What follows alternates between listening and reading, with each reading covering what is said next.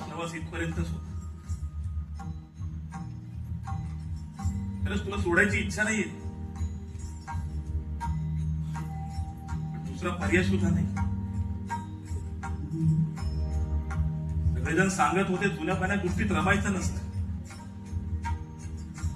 तू तरी अजून किती दिवस आता खुंटीवर पडून राहणार होतास. जपलं तर माफ कर. मी मोकळा हो, मलाही मोकळं कर. रामकृष्ण हरी.